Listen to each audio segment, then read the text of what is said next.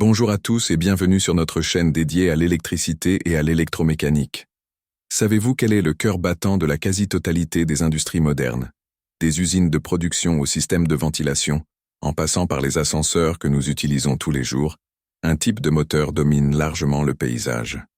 Le moteur asynchrone triphasé. Mais qu'est-ce qui le rend si indispensable? Pourquoi ce nom un peu étrange, asynchrone?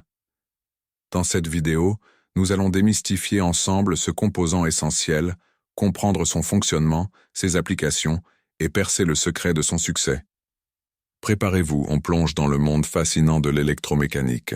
Alors qu'est-ce qu'un moteur asynchrone triphasé? En termes simples, c'est une machine électrique capable de convertir l'énergie électrique en énergie mécanique de rotation. Son but est donc de faire tourner quelque chose. L'axe d'une pompe, les pales d'un ventilateur, ou encore un tapis roulant. Il est qualifié de triphasé, car il est alimenté par un système de 3 courants alternatifs décalés dans le temps, que l'on trouve typiquement dans les installations industrielles.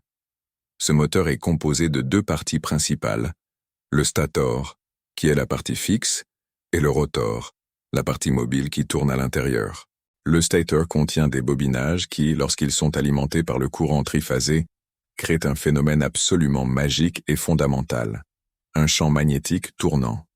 Imaginez une sorte de vague magnétique invisible qui tourne à une vitesse constante à l'intérieur du moteur. C'est ce champ tournant qui est la clé de tout. Maintenant que nous avons posé les bases, vous vous demandez peut-être pourquoi ce moteur est absolument partout. La réponse tient en 3 mots: robustesse, simplicité et coût. Le moteur asynchrone, surtout dans sa version la plus courante dite à cage d'écureuil, ne possède ni balai, ni collecteur, qui sont des pièces d'usure sur d'autres types de moteurs. Cela le rend incroyablement fiable, avec très peu d'entretien nécessaire. Sa conception est relativement simple, ce qui le rend moins cher à fabriquer et donc plus économique à l'achat. Grâce à ses qualités, on le retrouve dans une multitude d'applications industrielles. Pensez aux pompes qui acheminent l'eau dans nos villes, aux compresseurs qui fournissent l'air comprimé dans les garages et les usines, aux ventilateurs qui assurent la climatisation des grands bâtiments, ou encore aux broyeurs et aux convoyeurs dans l'industrie agroalimentaire. Sa polyvalence est telle qu'il est devenu le véritable cheval de bataille de l'industrie mondiale. Pour bien comprendre ce qui le rend unique, il est intéressant de le comparer à son cousin, le moteur synchrone. La différence fondamentale réside, comme leur nom l'indique, dans leur vitesse de rotation. Dans un moteur synchrone, le rotor tourne exactement à la même vitesse que le champ magnétique tournant créé par le stator. Ils sont synchronisés, comme 2 danseurs qui exécutent les mêmes pas au même rythme. Ce type de moteur est très précis et est utilisé quand une vitesse constante et exacte est cruciale, par exemple dans les horloges électriques ou certains systèmes de positionnement. Le moteur asynchrone, lui, est différent, et c'est ce qui nous amène à la question la plus importante. Pourquoi l'appelle-t-on asynchrone? Tout simplement parce que son rotor ne tourne jamais à la même vitesse que le champ magnétique. Il y a toujours un léger décalage, une petite différence de vitesse.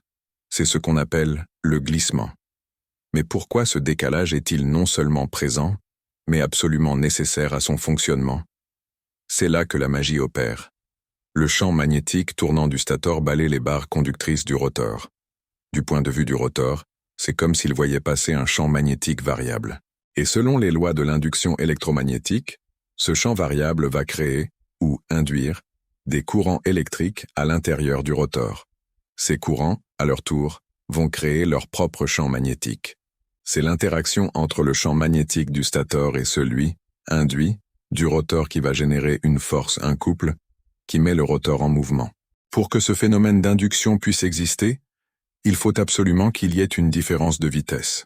Si le rotor tournait exactement à la même vitesse que le champ tournant, il n'y aurait plus de variation de champ magnétique de son point de vue, donc plus de courant induit, plus de force et le moteur s'arrêterait de tourner. Le glissement est donc le moteur même du moteur. Pour vous donner une analogie simple, imaginez que vous essayez d'attraper une carotte accrochée à un bâton devant vous. Le champ magnétique est la carotte qui avance à une vitesse constante. Vous, le rotor, vous courez pour l'attraper, mais vous n'y arrivez jamais tout à fait. C'est cette poursuite sans fin, ce léger retard qui vous fait continuer à avancer. Le glissement, C'est cette petite distance qui vous sépare de la carotte. Sans elle, vous n'auriez aucune raison de courir. Ce glissement est généralement très faible, de l'ordre de quelques pourcents seulement, mais il est vital.